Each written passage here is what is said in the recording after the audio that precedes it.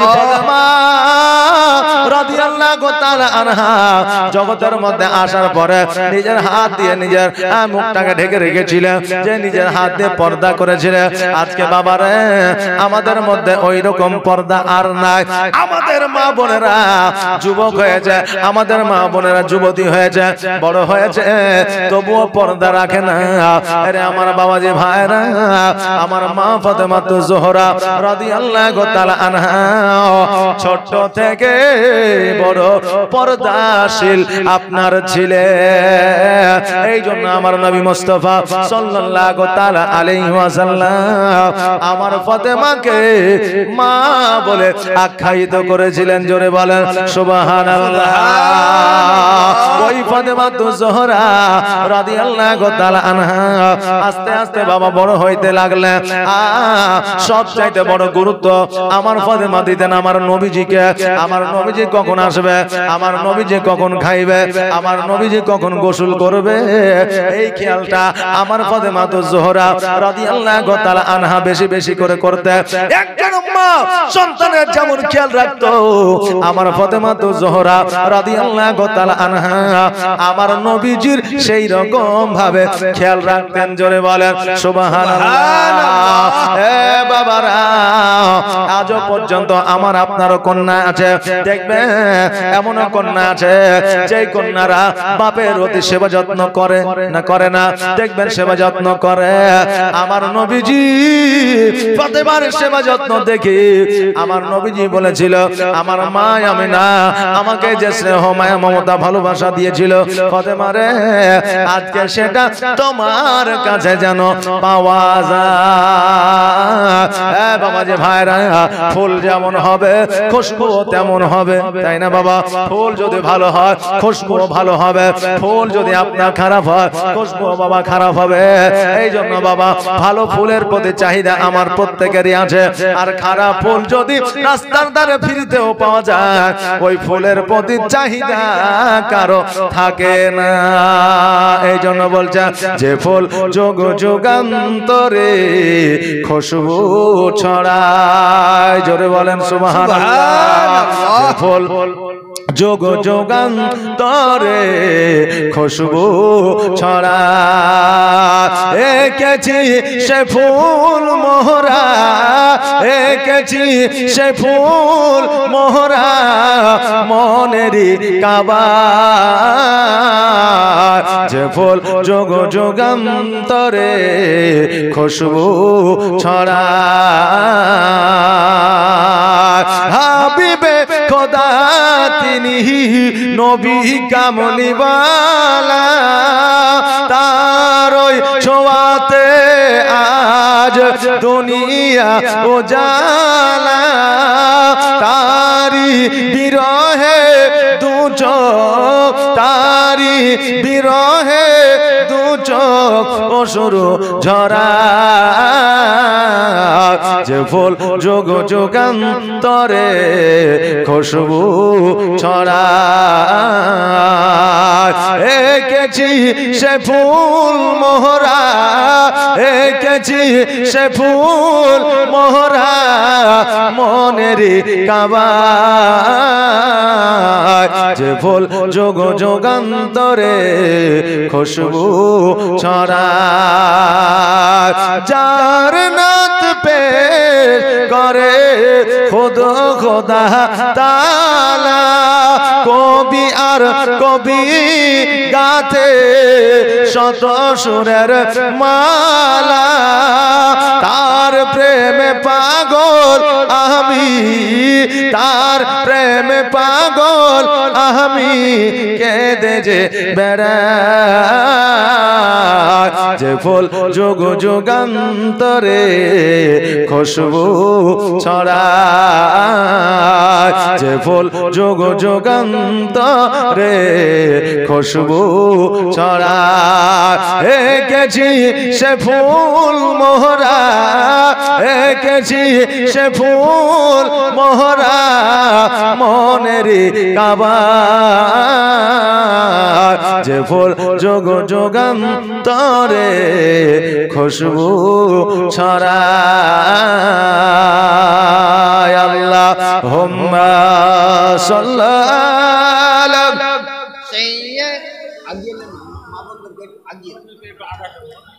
মুহাম্মাদ ওয়া আলা আলি সাইয়্যিদিনা মাওলানা মুহাম্মদ। মা বোনেরা গো, এই দেখেন পেছনের জায়গা একটু শর্ট পড়েছে, আমার মায়েরা এসে দাঁড়িয়ে থাকছে। মায়েরা একটু আগিয়ে আসেন তো, সামনে খালি জায়গা আছে, একটু একটু করে আগিয়ে আসেন। মা সোনামানিকেরা একটু আগিয়ে আসেন। খালাম্মা আসেন, একটু একটু করে আগিয়ে আসেন, দেরি করিয়েন না, একটু তাড়াতাড়ি করে আসেন, একটু জলদি করে আসেন। সুবহানাল্লাহ সুবহানাল্লাহ। এই দেখেন একজন আলেম ওলামার যখন আপনি কথা শুনবেন বাবা, তখন এর জন্য ফজিলত নেকি পাওয়া যায় না? পাওয়া যায় না? জি পাওয়া যায়। এই মা একটু আসেন, একটু আগিয়ে আসেন, চলে আসেন চলে আসেন। জি অত ঠান্ডা নাই, আছে ঠান্ডা? আমাকে কিন্তু গরম লাগছে, কথা বুঝতে পারলেন? হ্যাঁ, এখন আপনাদের ঠান্ডা লাগছে না আমি বলতে পারছি না, কারণ ঠান্ডা কিন্তু আগের মতো নাই। কালকেও গরম লাগছিল, আজকেও কিন্তু গরম লাগছে, তাই না? তো মারে অত ঠান্ডা নাই, জায়গা খালি করে দিলে অসুবিধা নাই, শীতও নাই, জায়গা ঠান্ডাও নাই। আসো এই মা আসেন, চলে আসেন, আগিয়ে আসেন আগিয়ে আসেন। সুবহানাল্লাহ জাযাকাল্লাহ মাশাআল্লাহ বারাকাল্লাহ। আসেন একটু তাড়াতাড়ি করে। সুবহানাল্লাহ সুবহানাল্লাহ। আসেন আসেন। সুবহানাল্লাহ। এই দেখেন আমার মায়েরা, এই দেখেন জায়গা ধরে এলে আর ছাড়তে চায় না, কথা বুঝতে পারলেন না? তাই এই দিকে আমার মায়েরা দেখছি খুব ভালো, অন্য জায়গায় চিল্লে চিল্লে বুঝলেন তাও জায়গা আসে না, এইদিকে মায়েরা দেখছি চলে আসছে। আসেন তো মা আসেন, আর একটু আগিয়ে আসেন। জি খালি জায়গাগুলো পূর্ণ করেন। সুবহানাল্লাহ। এই দেখেন আজকে আমার মা বোনেরা একটু কমই হয়েছে, আগামী কালকে দেখবেন আরো বেশি হবে, পরশুদিন তখন জায়গা দেওয়াই যাবে না। জি কারণ হলো অনেকে চিন্তা করে মৌলবি তো নতুন আসছে, তো মৌলবির গলা যে কেমন হবে, যদি রফিকের মতো হয়তো যাবো না, এলে যাবো না নাকি বলে? হ্যাঁ, তো এই দেখেন মাশাআল্লাহ অসুবিধা নাই, আমার মা বোনেরা কালকে থেকে আরো আসবে, তা আগে থেকে জায়গাগুলো একটু পূর্ণ করে নিয়ে থাকবেন। আসেন, আর যদি না আসেন তো এই সাইডটা একটু খালি করে রাখবেন, যারা পরে আসবে তারা এসে যাতে সামনে বসে যায় নাকি, হ্যাঁ পরে এসে ওখানে পেছনে যারা থাকবে বলে আগে চলে যাও, তাহলে চলে আসবে এখানে এসে বসে যাবে। আরো একবার দরুদ পড়েন, আল্লাহুম্মা সাল্লাল্লাহু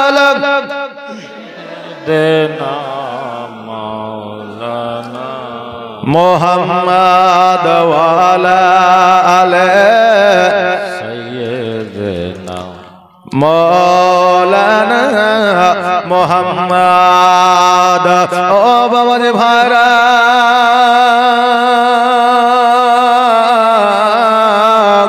এইভাবে আমার মা ফাতেমা জোহরা রাদিয়াল্লাহু তাআলা আনহা জীবন যাপন করতে আরম্ভ করলেন না বাবা। একদিন আমার নবীজি মসজিদে নববীর মধ্যে বক্তব্য রাখতেছেন, তাকরীর করতেছেন, এইদিকে আমার ফাতেমা আমার নবীজির কাছে যেন পৌঁছে গেছে। যাওয়ার পরে বলতেছে, ইয়া রাসূলুল্লাহ, ইয়া হাবিবাল্লাহ, নবী গো আর দেরি করিয়েন না, দেরি করিয়েন না, জলদি করে বাড়ির দিকে চলে। নবী আমার বললেন, কেন রে মা?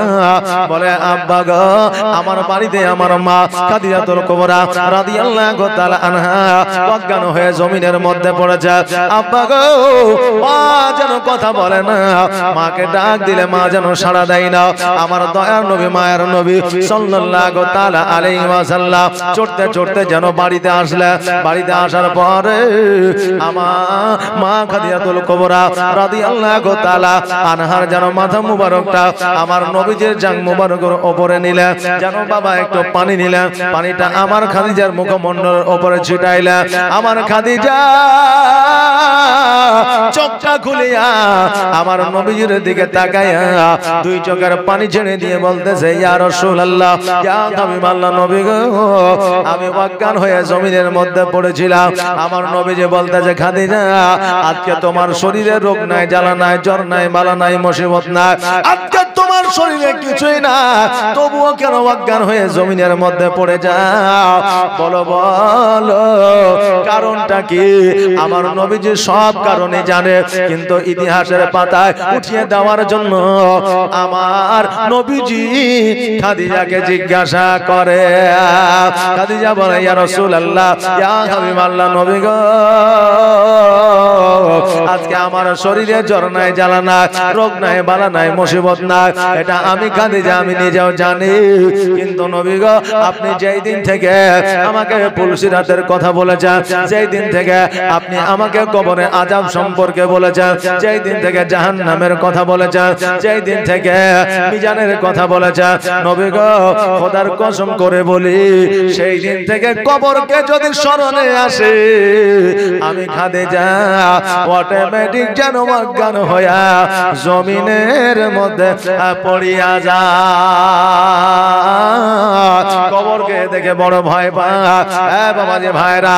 একজন নবীর যেন বিবি, একজন খাদিজাতুল কুবরা রাদিয়াল্লাহু তাআলা আনহা ইসলামের জন্য কতই না কষ্ট করেছে, ইসলামের জন্য কতই না আপনার পরিশ্রম করেছে, ইসলামের জন্য নিজের সম্পদ বিলীন করে দিয়েছে। ওই খাদিজার জগতের মধ্যে জান্নাতের সার্টিফিকেট পেয়েছে।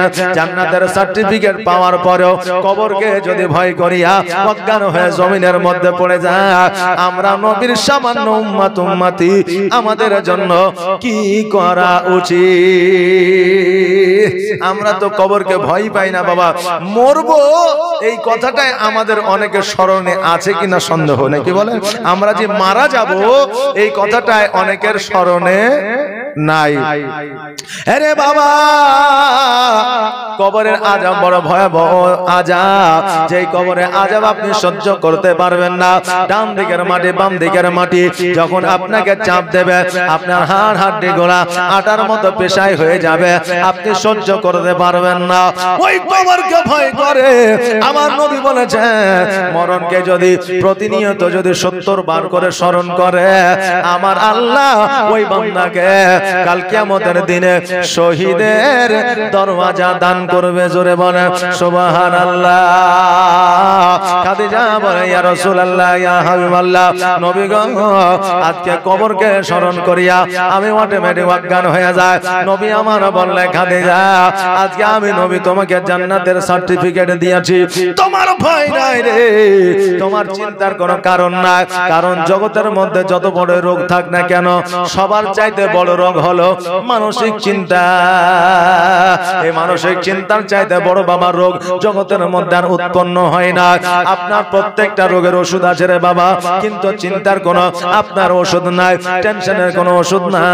এই জন্য বাবা আমার মা খাদিজাতুল কুবরা রাদিয়াল্লাহু তাআলা আনহা চিন্তায় চিন্তিত ছিলেন, কবরকে ভাবিয়া, আখিরাতকে ভাবিয়া, মিজানকে ভাবিয়া, জাহান্নামকে ভাবিয়া।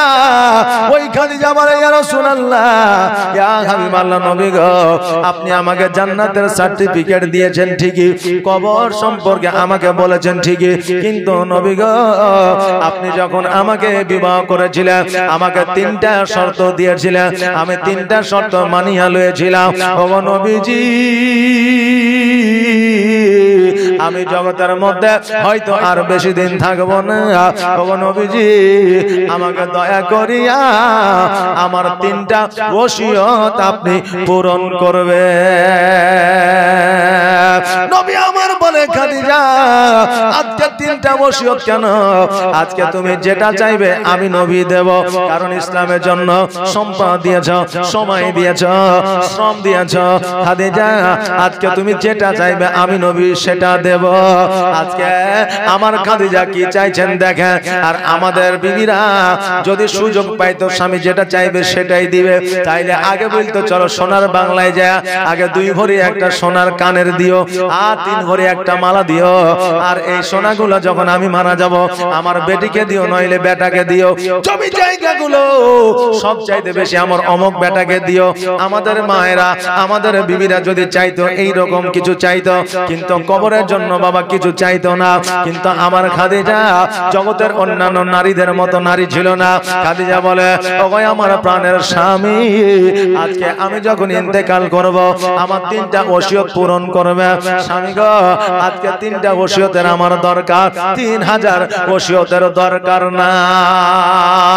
নবী আমার বলে খাদিজা বলো বলো আজকে কি তোমার ওসিয়ত লাগবে? খাদিজা বললেন ইয়া রাসূলুল্লাহ ইয়া হাবিবাল্লাহ, নবী গো আমি যখন ইন্তেকাল করব আমার শেষ গোসলটা আপনি নিজের হাতে বানায়া দিবেন। নবী আমার বলে খাদিজা একজন নারী একজন মহিলা যখন ইন্তেকাল করে ওই মহিলার গোসল মহিলারাই দেয়। আজকে আমি নবী কেন তোমার গোসলটা দেব?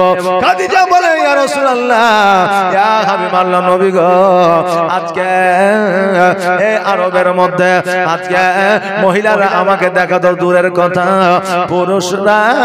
পুরুষরা তো দেখা দূরের কথা, মহিলারা আমাকে সঠিক ভাবে দেখে না। নবী গো, আমি যখন ইন্তেকাল করব অন্যান্য মহিলারা যখন আমাকে গোসল দেবে আমাকে নিয়ে তারা আলোচনার সমালোচনা করবে। ওগো নবীজি, আমি আলোচনার সমালোচনার সম্মুখীন হতে চাই না ইয়া রাসূলুল্লাহ, তাই আপনি আমার শেষ গোসলটা বানায় দেবেন, এটা আমার প্রথম ওসিয়ত। নবী আমার বললেন খাদিজা, আজকে যখন তুমি ওসিয়ত করছো রে, যাও যাও যাও, আমি তোমার শেষ গোসলটা আমি নবী বানায় দিব। আর তোমার দ্বিতীয় ওসিয়তটা বলো। খাদিজাতুল কুবরা রাদিয়াল্লাহু তাআলা আনহা বলতেছে ইয়া রাসূলুল্লাহ ইয়া হাবিবাল্লাহ নবী গো,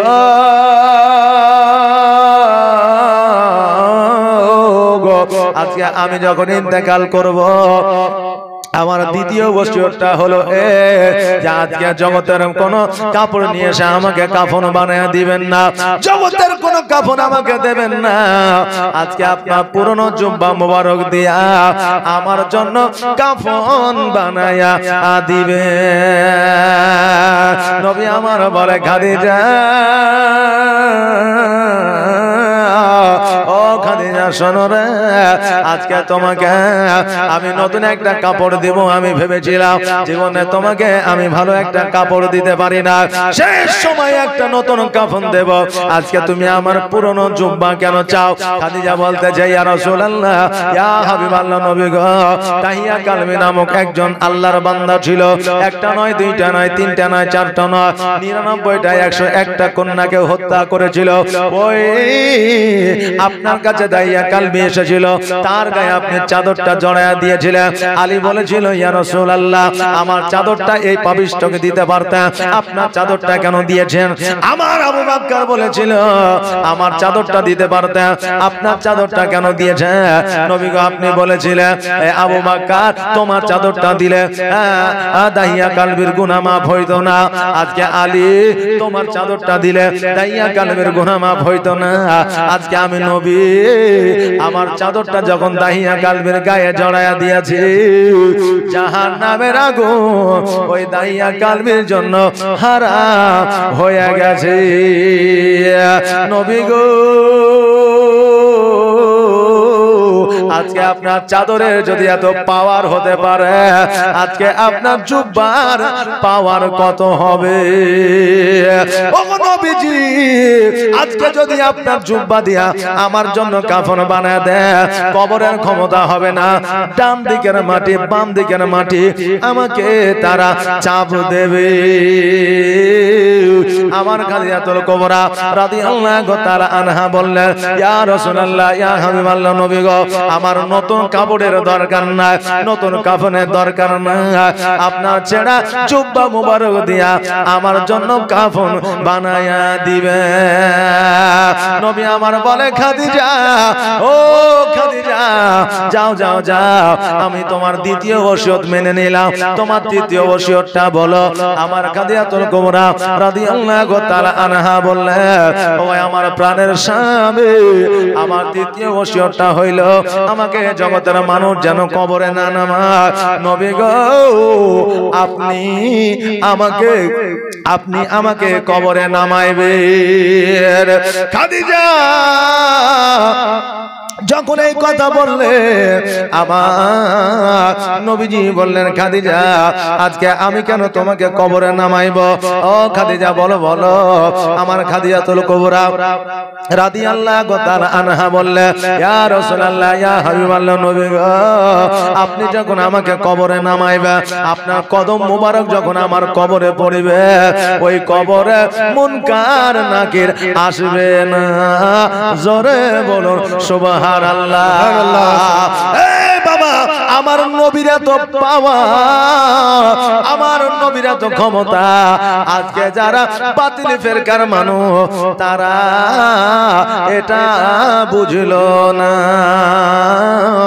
আমার নবী পাক সাল্লাল্লাহু তাআলা আলাইহি ওয়াসাল্লাম বললেন, এ খাদিজা যাও যাও যাও, আজকে তোমার তৃতীয় ওসিয়তটা আমি পূরণ করে দিলাম, আজকে তিনটা ওসিয়ত তোমার আমি পূরণ করব। ও খাদিজা শোনো রে, তুমি চিন্তা করিও না, চিন্তা করিও না, আমি নবীজি তোমার তিনটা ওসিয়ত পূরণ করব। খাদিজা বলে, ইয়া রাসূলুল্লাহ, ইয়া হাবিবাল্লাহ, নবী গো, আজকে আমি জগতের মধ্যে আর বেশি দিন হয়তো থাকবো না। আমার খাদিজা একবার নয়, দুইবার নয়, তিনবার যখন বাবা অজ্ঞান হয়েছিলেন, তিনবারের বেলায় আমার খাদিজাতুল কুবরা রাদিয়াল্লাহু তাআলা আনহা আমার নবীজির কলমা পড়িয়া ইহ জগৎ ছেড়ে পর জগৎ গমন করেছিলেন। একবার আওয়াজ দিয়ে পড়া যাবে না, ইন্না লিল্লাহি ওয়া ইন্না ইলাইহি রাজিউন। জীবনের অন্তিম কালে আজরাইল আসিয়া সোনার জীবন যাবে রে লইয়া, সোনার জীবন যাবে রে লইয়া। জীবনের অন্তিম কালে আজরাইল আসিয়া সোনার জীবন যাবে রে লইয়া, সোনার জীবন যাবে রে লইয়া। এত যতনে যারে তুমি ঘরেতে রাখিলে,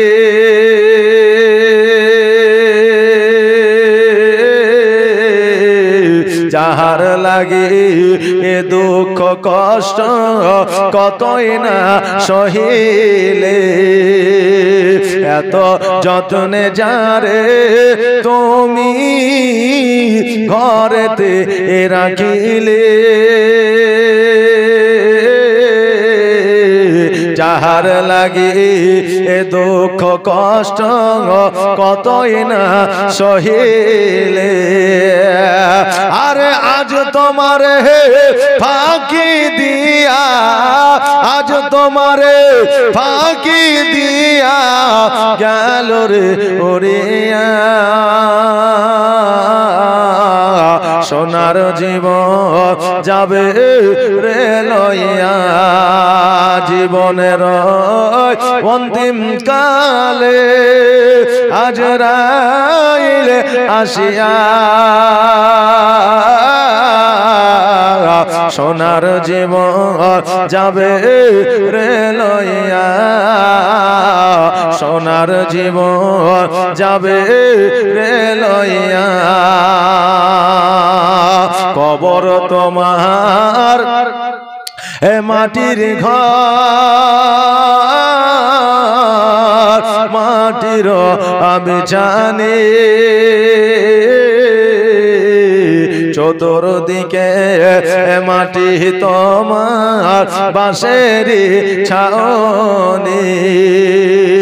কবর তোমার এ মাটির ঘর, মাটির আমি জানি, চতুর্দিকে মাটি তোমার বাঁশেরি ছাউনি। আর কেমন করে রইবি রে ভাই, কেমন করে রইবি রে ভাই অন্ধকার কবরে, সোনার জীবন যাবে রে লইয়া। জীবনের অন্তিম কালে ইজরাইল আসিয়া সোনার জীবন যাবে রে লইয়া এত যত্নে যারে তুমি ঘরেতে রাখিলে যাহার লাগে দুঃখ কষ্ট কতই না সহিলে আরে আজ তোমারে ফাঁকি দিয়া আজ তোমারে ফাঁকি দিয়া গেল রে ওরিয়া সোনার জীবন যাবে রে লইয়া জীবনের অন্তিম কালে আজরাইল আসিয়া সোনার জীবন যাবে রে লইয়া সোনার জীবন যাবে রে লইয়া আল্লাহুম্মা সাল্লি আলা সাইয়্যিদিনা মাওলানা মুহাম্মাদ ওয়া আলা আলি সাইয়্যিদিনা মাওলানা মুহাম্মাদ সাল্লাল্লাহু মুহাম্মাদিন সাল্লাল্লাহু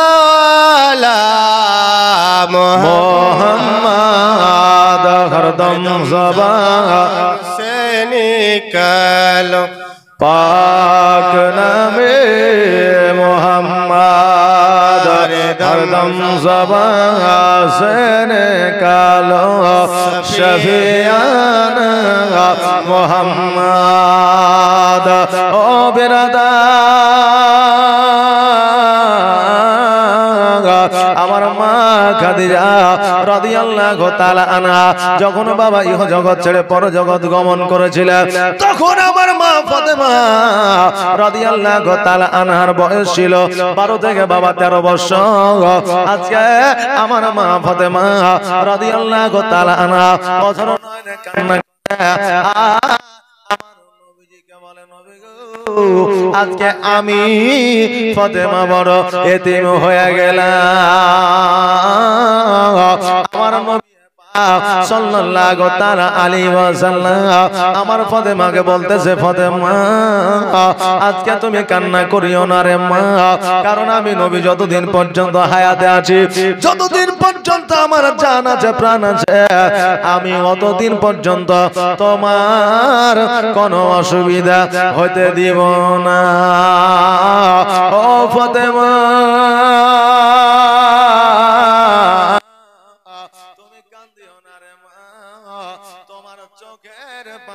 আমি সহ্য করতে পারি না নবী আমার কাদিয়াতুল কুবরা রাদিয়াল্লাহু তাআলা আনহাকে বাবা কানহাকে বাবা গোসল বানায়া দিল গোসল বানায়া দেওয়ার পরে আমার নবী মুস্তাফা সাল্লাল্লাহু তাআলা আলাইহি ওয়াসাল্লাম যেন বাবা জুব্বা মুবারক দিয়ে কাফন বানায়া দিল কাফন বানায়া দেওয়ার পরে আমার নবীজি আমার খাদিজাতুল কুবরা রাদিয়াল্লাহু তাআলা আনহাকে লইয়া জানো বাবা কবরে নামাইলো আর কবরে নামাইয়া দেওয়ার পরে আমার নবীজি দুইখানা হাত উঠায়া আল্লাহর দরবারে বলল আল্লাহ গো আজকে এই খাদিজা কতই না পরিশ্রম করেছে এই খাদিজা ইসলামের জন্য টাকা পয়সা অট্টালিকা দান করে দিয়েছে আল্লাহ গো উতবা সাইবা যখন আমার মাথার উপরে যখন ভুঁড়ি চাপায়া দিত ওই খাদিজা ওই ভুঁড়িটাকে নামাইয়া আমি নবী আমাকে লইয়া বাড়িতে আসতো আল্লাহ আজকে এই খাদিজার কবরে তুমি জান্নাতের বিছানা বিছায়া দাও আমার আল্লাহ বলে হাবিব গো আজকে তোমার দোয়া আমি ফিরায়া দিব না কালকেও ফিরায়া দিই না কিয়ামত পর্যন্ত ফিরায়া দিব না নবী গো যাও যাও যাও আমি আল্লাহ খাদিজার কবরে জান্নাতের বিছানা বিছায়া দিলাম। ওই আমার বাবাজি ভাইরা, আমার মায়েরা, আজকে আমার নবী পাক সাল্লাল্লাহু তাআলা আলাইহি ওয়াসাল্লাম জীবনে তিনটা কবরে প্র্যাকটিক্যালে জান্নাতের বিছানা বিছায়া দিয়েছিলেন। এক নম্বর তিনার চাচি ফাতেমার কবরে নেমেছিলেন। দ্বিতীয় নম্বর চাচা আমিরে হামজার কবরে নেমেছিলেন। তৃতীয় নম্বর খাদিজাতুল কুবরা রাদিয়াল্লাহু তাআলা আনহার কবরে নেমেছিলেন। আর এই তিনটা কবরে আমার নবীজি আল্লাহর দরবারে দোয়া করে তিনটা কবরে জান্নাতের বিছানা বিছায়া দিয়েছিলেন। আমার নবীজি আমার খাদিজাতুল কুবরা রাদিয়াল্লাহু তাআলা আনহাকে বাবা দাফন করে দেওয়ার পরে এইদিকে বাবারে আমার ফাতেমাতুজ জোহরা রাদিয়াল্লাহু তাআলা আনহা বাড়িতে আছে। আমার নবীজি খাদিজার কবরের পাশে একদিন নয়, 2 দিন নয়, 3 দিন নয়, 4 দিন নয়, 5 দিন নয়, 7 দিন পর্যন্ত খাদিজার কবরের কাছে আছে। জোরে বলেন সুবহানাল্লাহ। নবী আমার খাদিজাকে দাফন করে দেওয়ার পরে বাড়িতে যায় নাই, গ্রামে যায় নাই, গঞ্জে যায় নাই, শহরে যায় নাই, ওই খাদিজার কবরের কাছে 7 দিন পর্যন্ত ছিলেন। আহারে আমার নবীজি খাদিজাকে কত ভালোবাসতেন। আর আমার খাদিজাতুল কুবরা রাদিয়াল্লাহু তাআলা আনহা আমার নবীজিকে কত ভালোবাসতেন। বাবা আজকে বর্তমানে আমাদের ভালোবাসা হচ্ছে I love you, I love you too, আর আই লাভ ইউ আনলিমিটেড। কথা বলুন, আই লাভ ইউ মানে আমি তোমাকে ভালোবাসি, তো বললে কি ভালোবাসা হয় বাবা? যে ভালোবাসা অন্তরে লাগে। আজকে বাবা আমাদের মধ্যে ভালোবাসার মধ্যে কত রকমের ডাক হাক বললেন, জানো, সোনা, মনি, টিয়া, কলিজা, পাখি, পেশকা, কত রকমের ডাক, কিন্তু বাবা শুধু এগুলো মুখেই বর্তমানে, অন্তরে নাই। আপনি বলবেন হুজুর কেমন করে জানলেন? কারণ আগের বাপজিরা সোনা, মনি, কলিজা, টিয়া এই কথা বলতো না, আই লাভ ইউ আনলিমিটেড বলতো না। তাই বলে কি তাদের মহব্বত ভালোবাসা ছিল? ছিল, আগেই ভালোবাসা বেশি ছিল, এখনই কম আছে। বলবেন কেমন করে? কারণ নারী পুরুষ অর্থাৎ স্বামী স্ত্রীর মধ্যে ভালোবাসা থাকলে কোনোদিন পরকীয়া হবে না। আগে ভালোবাসা অটুট ছিল, এই জন্য পরকীয়া কম ছিল, আর এখন ভালোবাসা কম তাই পরকীয়া বেশি। জোরে বলেন নাউজুবিল্লাহ। বেরাদার ভালোবাসা থাকলে পরকীয়া হবে না। এখন বর্তমানে আমাদের কেমন হয়েছে জানেন? মুখে মনে হচ্ছে খুব ভালোবাসছে, কিন্তু অন্তরে অন্য চিন্তা ভাবনা। কারণ এখন নিজের স্ত্রী যদি ফোন করে দেখে স্বামীটা কি করছে, কাজ করছে না, কেমন আছে না ভালো আছে, তো দিনের বেলায় ফোন করেছে, হ্যাঁ গো কেমন আছো, তো বলছে এখন কাজের সময় ফোন করতে পারছে, ফোন রাখ, অন্য সময় ফোন করবে। যে আর যখন পরের স্ত্রী ফোন করছে, পর নারী ফোন করছে, তখন ফোনটা রিসিভ করে বলছে, হ্যাঁ জানো বলো, কাজ করছো না? কি বলছে, না না কাজ কাম কিছু নাই, ফ্রি আছি। যে আচ্ছা বলেন, পর নারীর কথায় যে স্বামী মুগ্ধ হবে, তার স্ত্রীর ব্যবহার ভালো, চরিত্র পাবে? পাবে জি? পাবে না। বাবা আমাদের ভালোবাসা এখন বেশিরভাগই মুখে। কারণ একজনের স্ত্রী মারা গেছে, পরের দিন কবরে যে তার স্ত্রী হাওয়া করছে। এখন গ্রামের মানুষ মনে করছে, আহারে এই লোকটা তো পাগল হয়ে যাবে, স্ত্রীকে কত ভালোবাসে, কবরে হাওয়া করছে। যাওয়ার পরে বলছে, চাচা কবরে হাওয়া করিয়েন না, এই হাওয়া কবরে পৌঁছাবে না, তো বাড়ি চলেন। বলছে আমি যা করছি করতে দাও, তোমরা যেখানে যাচ্ছ সেখানে যাও। তো বলছে, চাচা আপনি চাচিকে এত ভালোবাসেন? তো বলছে, এই খ্যাপা, ভালোবাসা টালোবাসা কিছু লয়, তোর চাচি যখন মারা যায় তো আমাকে একটা ওসিয়ত করে গেছে যে আমি মারা গেলে বিয়ে তো তুমি করবাই, তো কমসে কম কবরটা যতদিন না শুকাবে ততদিন বিয়েটা করিও না। তো ইমাম সাহেব যে হারে পানি মারিয়াছে, তো কবরটা শুকাইতে দেরি হয়ে যাবে, তাই আমি এসে হাওয়া করছি যাতে তাড়াতাড়ি শুকায় আর আমার বিয়েটাও যাতে তাড়াতাড়ি হয়ে যায়। যে এখন মানুষ মনে করছে হাওয়া করছে মহব্বতে, কিন্তু ও হাওয়া করছে স্বার্থে, যাতে আরেকটা বিয়ে তাড়াতাড়ি করা হয়। কথা বললেন না? আমরা এখন বললেন স্বার্থে বলি, জানো মনে, সোনা, টিয়া, কলিজা, পাখি, আই লাভ ইউ আনলিমিটেড, যার কোনো সময় মানে সীমারেখা নাই। কিন্তু বাবারে আমরা এগুলো মুখেই বলি, কিন্তু বাবা সবাই না। এখনো পর্যন্ত প্রেমিক প্রেমিকা, এখনো পর্যন্ত স্ত্রী স্বামীর ভালোবাসা অটুট আছে। জোরে বলেন সুবহানাল্লাহ। বাবারে আজকে ভালোবাসা আছে বলেই দুনিয়া টিকে আছে বেরাদার। তবে বাবা এখন 100-র মধ্যে 98টায় ভালোবাসায় ভেজাল আছে। জি 98টা ভালোবাসায় ভেজাল আছে। সুবহানাল্লাহ। এ বেরাদার আজকে আমার দয়ার নবী, মায়ার নবী পৃথিবীর মধ্যে খাদিজাতুল কুবরা রাদিয়াল্লাহু তাআলা আনহাকে কত ভালোবেসেছিলেন, আমার খাদিজা কত ভালোবেসেছিলেন। মা আজকে স্বামী যদি স্ত্রীর জন্য একবার হাত দুখানা তুলে দোয়া করে দেয়, আমার আল্লাহ বলছেন ওই স্বামীর দোয়াকে কবুল করে নিয়ে আমি তার স্ত্রীকে জান্নাতবাসী করে দিই। জোরে বলেন সুবহানাল্লাহ, সুবহানাল্লাহ। আর একজন স্ত্রী যদি স্বামীর জন্য দোয়া করে দেয়, তা আমি ওই স্ত্রীর দোয়াকে কবুল করে নিয়ে তার স্বামীকে আমি জান্নাতবাসী করে দিই। জোরে বলেন সুবহানাল্লাহ, সুবহানাল্লাহ। কারণ আমার রাসূল বলেছেন যে স্বামী স্ত্রীর কাছে ভালো, সে স্বয়ং প্রত্যেকটা মানুষের কাছে ভালো। জোরে বলেন সুবহানাল্লাহ। আপনার চরিত্র সম্পর্কে এলাকার মানুষ জানুক আর না জানুক, আপনার ব্যবহার সম্পর্কে আপনার পিতা ও মাতা, আপনার ভাই বোন জানুক আর না জানুক, নিজের স্ত্রী ঠিক জানতে পারবে। যে নিজের স্ত্রী জানতে পারবে, এই জন্য স্ত্রীর কাছে ভালো হইলে সব জায়গায় ভালো হওয়া যাবে। এই আমার বাবা যে ভাইরা, এই জন্য বাবারে আপনি যদি মনে করেন আমার জীবনটা পরিবর্তন করব, আমার জীবনটা পরিবর্তন করব, মুখে বললে হবে না। আজকে আপনাকে জীবনী শুনতে হবে, আজকে আপনাকে জীবনী বই পড়তে হবে, আজকে ইতিহাস পড়তে হবে, আজকে হাদিস ও কোরআন পড়তে হবে। পড়ার পরে তবে আপনার জীবন পরিবর্তন করতে পারবেন, নচেত আপনার জীবন পরিবর্তন করা সম্ভব নয়। বেরাদা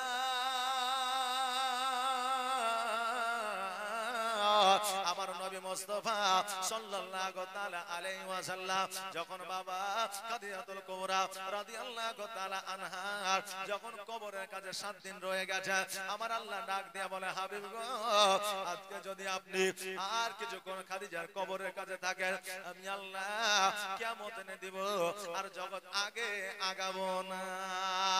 নবী আমার বলে, আল্লাহ গো, পৃথিবীর মধ্যে আসার উদ্দেশ্য হলো একটা, ইসলামের প্রচার ও প্রসার করা।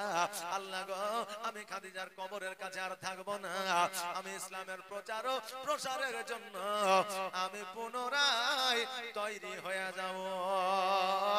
নবী আমার বাড়িতে গেলে, যাওয়ার পরে দেখছেন যেন আমার মা ফাতেমা জোহরা রাদিয়াল্লাহু অঝর নয়নে কান্না করতেছে। নবী জানো বাবা, আমার নবী যে ধরেছে, জড়া ধরে নামার পরে